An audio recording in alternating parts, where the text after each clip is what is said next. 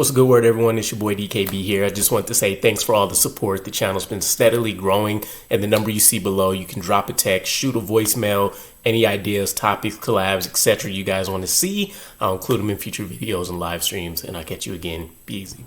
What's a good word, Jets fans? It's your boy DKB here. So as promised, this is as extensive of a list as I can put together and find.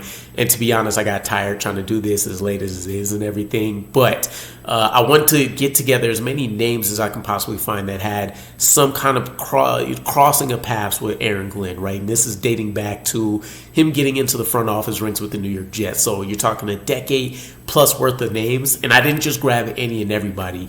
One of the criteria was going to be guys that have at least held a role within the last 2 years or so. And then, of course, they have been directly tied to Aaron Glenn in some capacity, right? Same coaching staff, same team, et cetera, et cetera.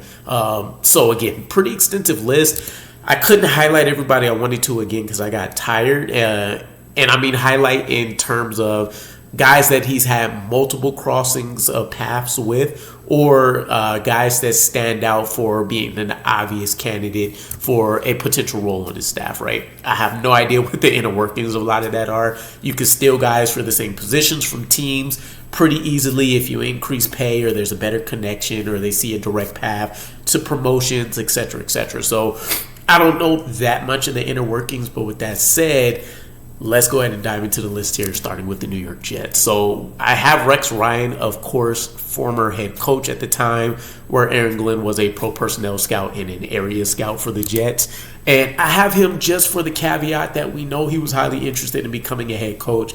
I'm pretty sure that's the only thing that would pull him out of his analyst role. But if there was any rhyme or reason to potentially having Rex come in as a defensive coordinator, for example, or maybe like a senior defensive, executive assistant, whatever fancy title you want to put it as, I'm jumping all over that, especially considering we may shift back to some kind of 3-4 scheme, and we know how much Rex Ryan specializes in that. So really, that's just kind of the thought process there. Otherwise, I consider it probably an unrealistic chance that we see him on any kind of staff here.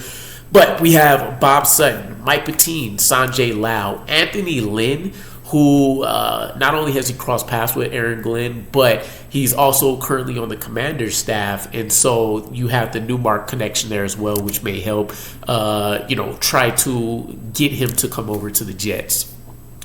Karl Dunbar, Mike Smith, Anthony Weaver, Jim O'Neill, who he not only linked up with during the Jets tenure, he's also been with the Lions as a defensive assistant coach, and then Mike Devlin here. So you have names from all over the place, right? Which is going to be the case with this entire list as we go, team through team. You have former linebacker coaches, assistant head coaches, senior defensive assistant coaches, defensive coordinators. You have your wide receiver coaches, running back coaches, defensive line coaches, outside line, like literally the whole game. I spent a pretty decent amount of time going through this and pulling out all the possible names that I could. And if I didn't mention it at the beginning of the video, I predicated a lot of this strictly based on somebody that's held a role within the last 2 years or so as one of the main, factors that kind of ruled out some of these guys. So this isn't just an all-encompassing list. There is, a bit of a formula to this, if you will.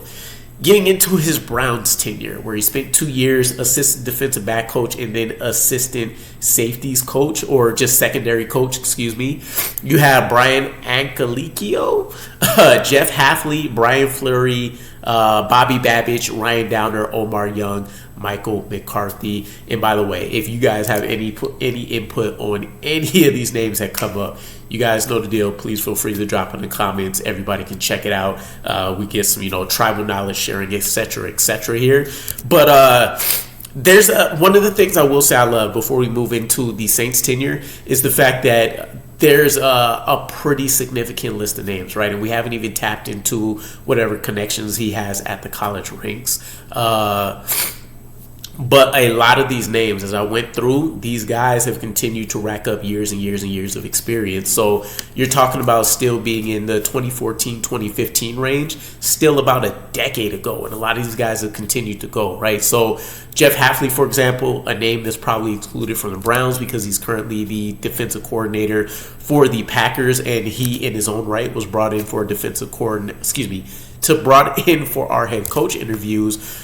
One of the intriguing things I wonder about, though, is if there's any way we snatch some of these guys up, right? I don't know what kind of pitch you make out there, what kind of trade pitch gets thrown out in order to try to attract these guys. But it would make more sense to the rhyme and reason of interviewing all of these guys just to narrow down a list to one guy right off the bat, right? Which we know is Aaron Glenn. So maybe they did some background research in the hopes that they can pull some of these guys over, right? And having those virtual interviews, those introductions and stuff was kind of a good segue potentially into them being able to do so. But we move into the Saints, where he performed as a defensive back coach. We know he played there. He was also a secondary coach. You have Joe Vick, Peter Carmichael Jr., Joe Lombardi, John Morton, who he's crossed paths with at a few different locations, Joel Thomas, Brendan Nugent, Ronald Curry, Peter Giunta, Brian Young, Ryan Nielsen, Michael Hodges, Declan Doyle, DJ Williams, Kevin Petrie, Michael Wilhoit, and Corey Robinson. Pretty significant name. Also, keep in mind that a lot of those names that you'll see there also happen to be names that are going to show up on the Broncos because they flooded to Sean Payton's staff, right? It only makes a ton of sense here. And then finally, we get into the Lions, where he's been the defensive coordinator since 2021. But you have some familiar names, you have some new names, you have pretty much what has been the staff since Dan Campbell assigned these guys. And so for the first time since he's been their head coach, you're going to see a mass exodus of at least a handful of these guys. Battles between Ben Johnson trying to pull some guys for his staff, even though he's also expected to go outside of the Lions organization. Aaron Glenn battling, assuming he gets the head coach opportunity. And then just whatever happens with guys that want to, flock elsewhere based on connections they have, or promotion opportunities within the Lions organization as they look to reshuffle and try to keep as many of these guys as possible. But Deuce Staley, Aubrey Pleasant, Mark Brunell, that is a name that's going to intrigue plenty of people because he's the quarterback's coach. You've seen what Jared Goff has looked like, and a lot of that is attributed to Ben Johnson, but also you have Mark Brunell sitting here that's, providing direct tutelage day in and day out to help reshape those fundamentals, etc., etc. Antoine Randall L. Hank Fraley. This would be a name that I think would excite many people because you look at the Detroit Lions offensive line, how they got that thing turned around, and Fraley's building a pretty significant reputation based on how they've been able to perform, how they've drafted and developed some of these guys. Seth Ryan, Tanner Engstrand, again, a name that many people think can come over as a offensive coordinator. He's currently the offensive passing game coordinator after working up from a offensive quality control coach position. You have Steve Oliver, Todd Wash, Kelvin Shepard, Mark DeLeon, Dom Capers, Brian Duker, Stephen Thomas, JT Barrett, which could be an option if you can't grab Mark Brunell. JT Barrett is the current assistant quarterbacks coach after working his way up from an offensive assistant coach.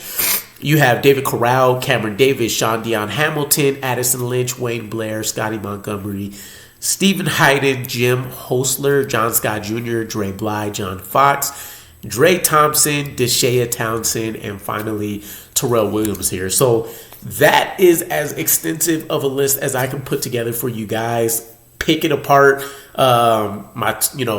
Online investigators, Twitter investigators, whatever you want to call yourselves. You can dive into further research on some of these names if anything sticks out to you guys. But again, do us all some justice. If you have any details, please share it in the comments so we can all check that out. And I'll catch you guys again. Appreciate you tuning into this video, and I'll see what's up with you guys. Peace.